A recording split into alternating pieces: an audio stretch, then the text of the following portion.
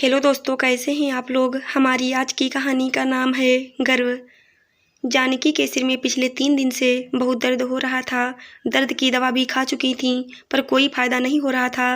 Digital blood pressure नापने वाले यंत्र से ब्लड प्रेशर नापा तो काफ़ी बढ़ा हुआ निकला। इसका मतलब जो ब्लड प्रेशर वाली दवा वह खा रही थी उसका असर नहीं हो रहा था।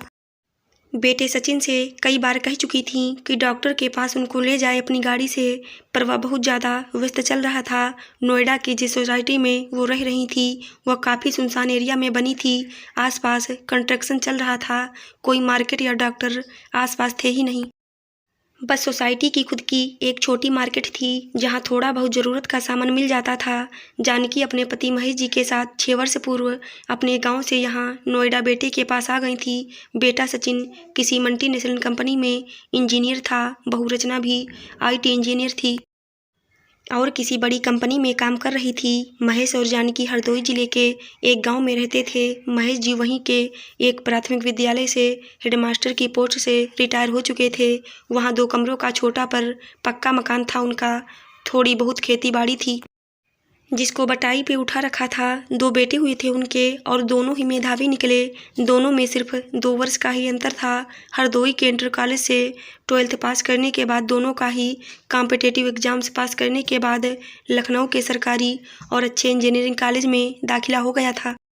इंजीनियरिंग करते करते ही दोनों का अच्छी कंपनी में कॉलेज से ही प्लेसमेंट हो गया और बड़ा बेटा अभिषेक तो कुछ साल बेंगलोर में जॉब करने के बाद अच्छा ऑफर मिलने के बाद कैलिफोर्निया चला गया था और वहीं बस गया था बीवी बच्चों के साथ।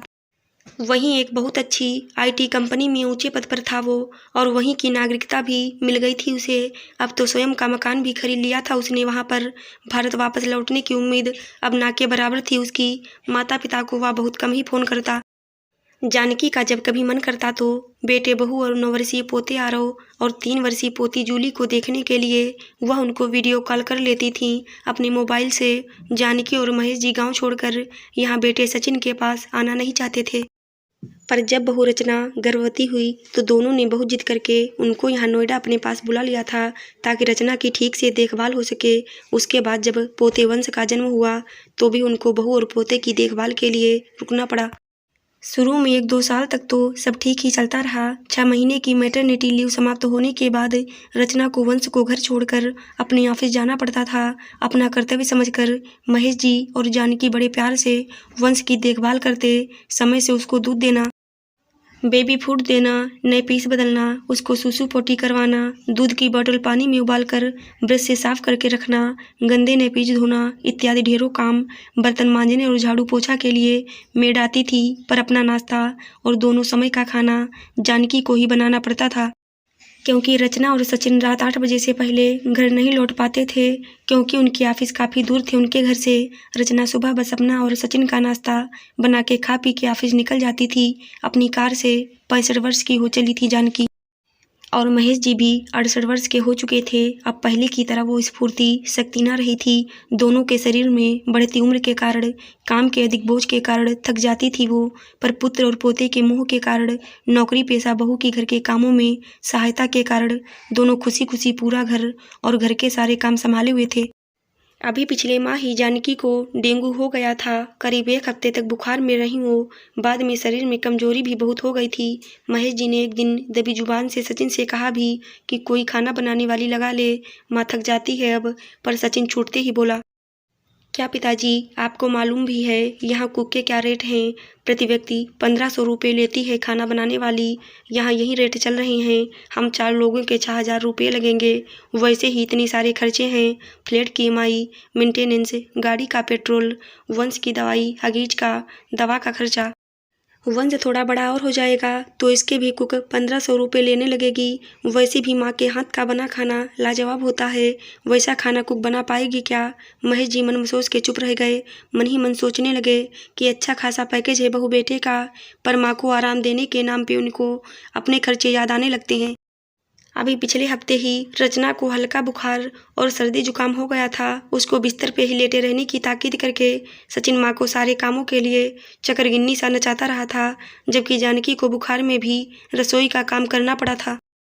महेश जी का खेती बाड़ी से जो भी पैसा आता था वो वह अपनी और जानकी की दवाइयों में, अपने छोटे मोटे खर्चों और यहाँ की पास में ही लगने वाली सब्जी मंडी से ताज़ी सब्जियाँ खरीदने में खर्च कर देते थे। थोड़ा बहुत पैसा ही उनके बैंक अकाउंट में रहता था। आज सप्ताहांत में शनिवार की सचिन और रचना दोनों की छुट्टी थी।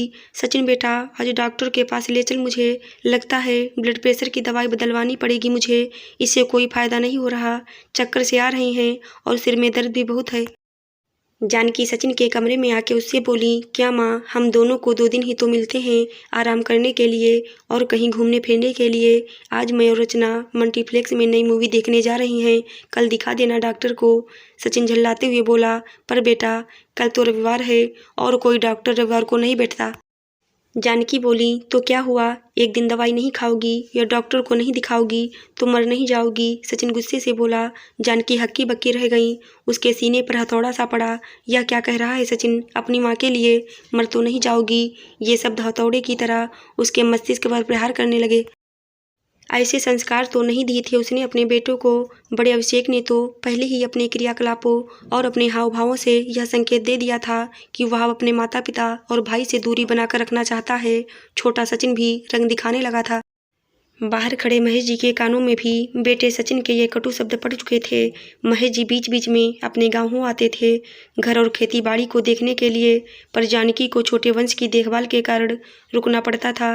आंखों में आंसू लिए जानकी अपने बिस्तर पे आके लेट गई।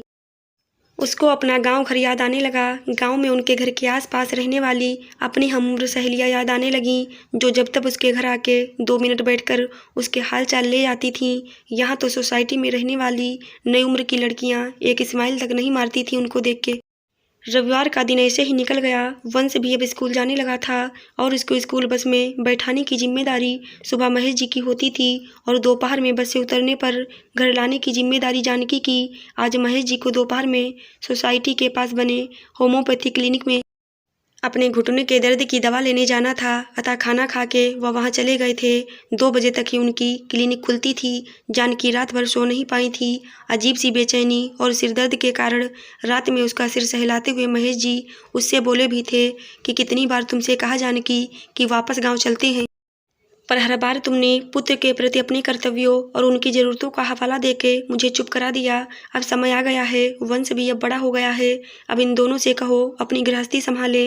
हमारा यूज कर रहे हैं ये लोग, पता नहीं हमारे पालन पोषण में क्या कमी रह गई।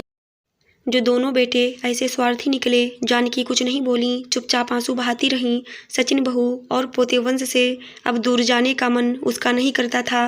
उनके खराब व्यवहार के बावजूद भी पुत्र मोह में बंधी हुई थी वो। सुबह वंश को महेश जी स्कूल बस में चढ़ा आए थे। जानकी ने भी घर का काम निपटाया और लेट गई। रात भर जागने के कारण कब उसकी आंख लग गई उसको पता ही नहीं चला। दरवाजे की घंटी बजने के कारण हड़बड़ाकर उठी। दरवाज़ा खोला तो वंश खड़ा था। ओह, मैं आज सोती कैसे रह गई। जानकी ने सोचा, घड़ी पे नज़र डाली तो 1:30 बज रहा था। महेश जी वैद्य जी के यहाँ से अभी तक नहीं लौटे थे। वंश स्वयं ही बस से उतर के घर आ गया था। 11वें फ्लोर पे फ्लैट था उनका। लिफ्ट होने के कारण आने जाने में कोई परेशानी नहीं थी। खाते समय अचानक वंश रचना से बोला, मम्मी पता है अब मैं बड़ा हो गया हूँ। आज दादी मुझे लेने नीचे गेट पे नहीं आई थी तो मैं खुद ही अकेला लिफ्ट से ऊपर आ गया। वंश गर्व से बता रहा था, क्या तुम अकेले ऊपर आए? मम्मी आपको पता है कि बस सड़क के उस पार खड़ी होती है, सड़क क्रॉस करके इधर गेट पे आना पड़ता है बच्चों को। सड़क पे इतना ट्रैफिक रहता है। वंश को कुछ हो जाता तो लिफ्ट में आते टाइम अगर लाइट चली जाती तो कितना घबरा जाता वो। अभी 5 साल का बच्चा ही तो है। रचना बिफर के बोली, बेटा रात भर सो नहीं पाई थी इसलिए कब आँख लग गई मुझे खुद पता नहीं चला। जानकी सफाई देते हुए बोली, आपका आराम ज़्यादा ज़रूरी है मम्मी जी, या वंश की सुरक्षा। रचना बोली और पैर पटकती हुई गुस्से से अंदर चली गई। माँ आपको अपने पोते का जरा भी ख्याल नहीं, दादियाँ ऐसी होती हैं क्या? सचिन ने तंज कसा और वंश को लेके अपने बेडरूम में चला गया। महेश जी और जानकी दोनों हतप्रभ ठगे से खड़े रह गए। हाथ धो के जब महेश जी कमरे में आए तो देखा जानकी सामान बांध रही थी, अपनी अटैची में कपड़े भर रही थी। कल ही गाँव चलते हैं, रिजर्वेशन तो मिलेगा नहीं इतनी जल्दी। कल सुबह की पहली बस पकड़ लेंगे हरदोई की। ऑटो वाला बस स्टैंड तक तो पहुंचा ही देगा। जानकी महेश की तरफ देखती हुई बोली। महेश जी ने मुस्कुरा के हामी भरी और वो भी अपनी दवाइयाँ डिब्बे में पैक करने में लग गए। आशा करती हूँ दोस्तों आपको हमारी कहानी ज़रूर अच्छी लगी होगी। धन्यवाद।